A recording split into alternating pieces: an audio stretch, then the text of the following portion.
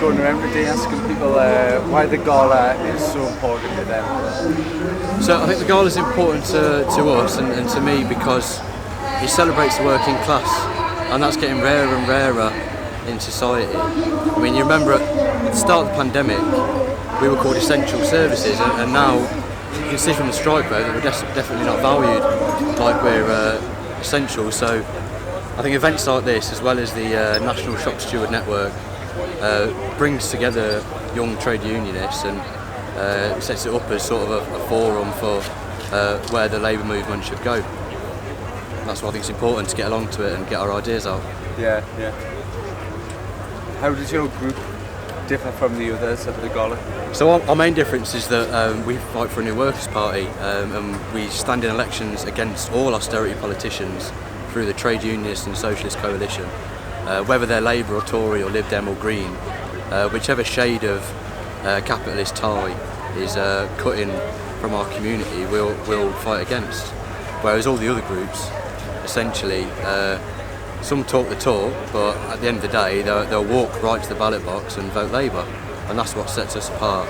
But we don't just stop at electoral politics. We link that to the industrial struggle, as mentioned earlier, through the National Shop Steward Network, in which we call for a 24-hour general strike. We want a workers' party that's going to protect that and take it further. Well, I mean, you've just got to look at the Labour Party's record. Yeah. When NHS clinics get closed and when libraries get shut and when school meals get cut, I don't think the kids and working parents and families that are affected are worried about whether it's a Labour council or a Tory council that's making those cuts. They just care that their community is getting attacked and their class is getting attacked.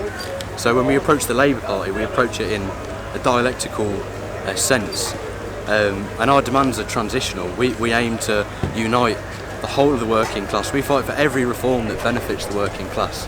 And you see from even the way our Trade Union Socialist Coalition leaflets are set forward, any group from all parties and none can stand as candidates as long as you agree to a minimum programme of opposing austerity, fighting for a new workers' party, and wanting to put the working class central in the decision makings and planning the economy. And on that basis, any group can print overleaf their local campaigns, whether it's community or other political parties, or union-specific issues like with the railway union as well. So I think that in a sense is a unifying coalition of the willing, really, which no other group does. We're not saying that that's the next new workers' party, but it's definitely a good step towards it to keep that conversation going as events unfold around us. Yeah. What do you think it will take? What will have to change at present to achieve socialism in your lifetime? Well, I think the key question is political representation of the working class. I mean, all strikes at any point in time is essentially an endless tug of war between fighting reactively to get money back you've lost the last year from an employer, and strong unions and unified pickets can win big concessions. I mean, in Unite, HGV drivers won 18 to 25% depending on region. And they didn't wait for any politicians to stick around and give it to them through the Labour Party. A lot of these strikes were against Labour councils. And that, I mean, in order to take that further, we need a new workers' party in this country. Even a bloc, even a small bloc of pro-worker, anti-austerity MPs that take a worker's wage could provide a light, a beacon, if you like, for people to organise around and gain confidence. And we see just before COVID, in my living memory, I mean, I wouldn't have dreamed in the space of a year you would go from a very low level of strikes to within post-COVID, with all the contradictions of being clapped and then being underpaid. Suddenly nurses were called heroes, and then within 6 months they were all greedy Marxists. It didn't make any sense to people, and that was a snowball of improving consciousness and sort of falling conditions. And we want to see that channeled really in a framework that isn't going to sell it out, and that's what we fight for every day. That's why we all do what we do in the Socialist Party. Yeah.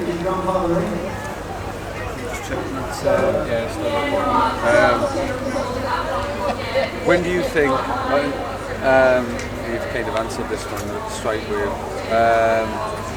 wave, do you think the strike wave has died down When do you think it could pick up again? What opportunities do you see in the road ahead?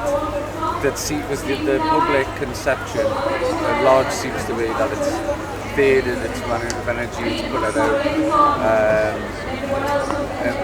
What do you see resurrecting that? Yeah, well, I think these first strikes, we've got to remember, it comes from a period of about 10 years since the public sector strikes, about 10, 12 years ago, that come from a lull of consciousness, a low level of activity. And you'll see mistakes from that, specifically with a lot of the union leaders that are on, sometimes in more cases more so than MPs, they're on 100 grand a year at the top. And we think these strikes are warning shots, if you like. It's by no means petering out.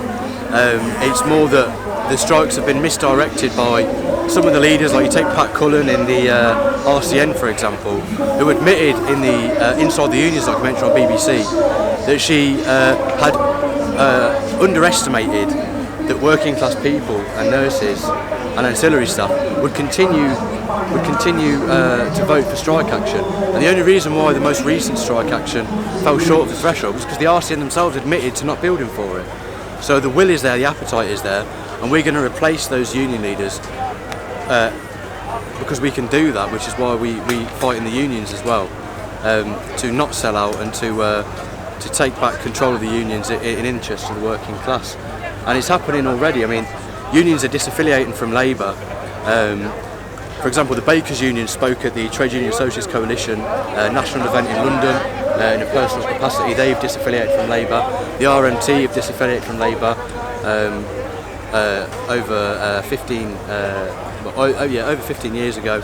Unite have already withdrawn and paused money in some areas from the Labour Party, and that's their biggest union donations to the Labour Party. So things are moving in our direction, and we need to keep doing what we're doing and fight to get motions through the National Shop Steward Network, which we have done, and also in the unions at a grassroots level, taking over branches inch by inch and recruit by recruit into our caucuses and into tying that into our work.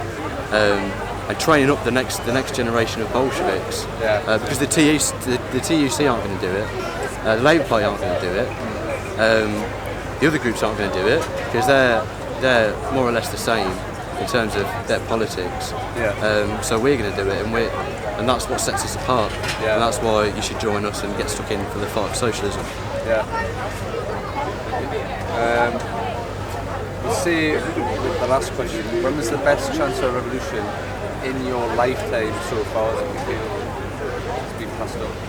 So I think, just to be clear, every generation has got a chance for revolution. It's about whether we have a workers' party willing to grab it. But I think, at least in my living memory, I mean, my family are German.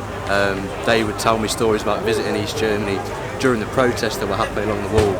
And this is confirmed in our material as well, that there's initial protests against the planned economy weren't for capitalism, weren't for a reintroduction of the free market. They were for a democratic revolution, a second revolution, if you like, against Stalinism, and for democratic planned economies and international socialism. And then in my living memory, I can't remember the miners' strike, I can't remember the public sector strike, I can't remember this strike wave, and to me, this is carving out chances for our generation, and I think we'll see some real gains in the future, definitely.